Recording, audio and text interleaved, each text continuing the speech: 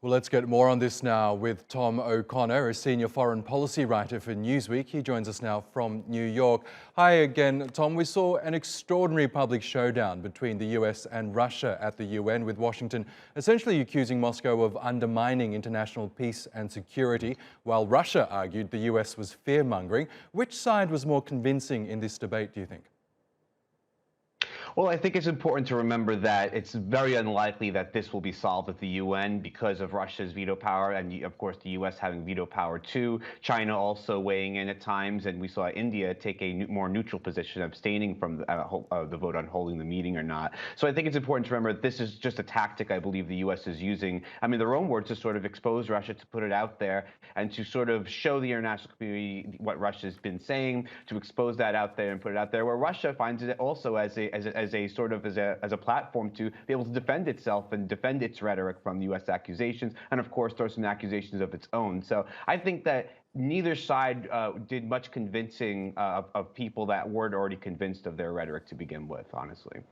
We know the Russian government has reportedly delivered a written response to a US proposal aimed at de-escalating the Ukraine crisis. We don't have any details about this letter just yet, but after Washington formally rejected Moscow's request to ban Ukraine from ever joining NATO last week, what's Russia's response likely to say? Yeah, well, I think that certainly the biggest thing Russia wants to get from this is to feel that its concerns are being taken seriously as far as the broader national security concerns when it comes to the security order in Eastern Europe, less so about Ukraine itself. I think that that's in some ways the center of this, but of course, Russia's aims are much larger and much broader than Ukraine itself. So I think that there is still room for diplomacy here. I think that, of course, the demands, we saw them out there, the treaties with both NATO and the U.S. separately.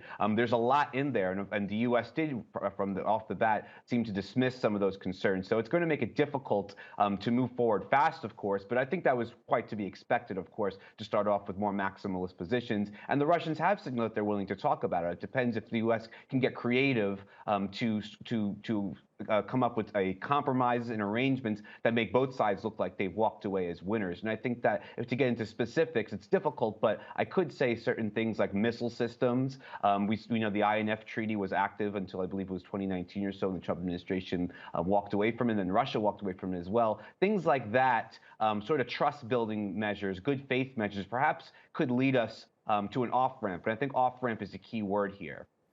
Okay, Tom O'Connor from Newsweek, always good to get your analysis. Thank you again for joining us.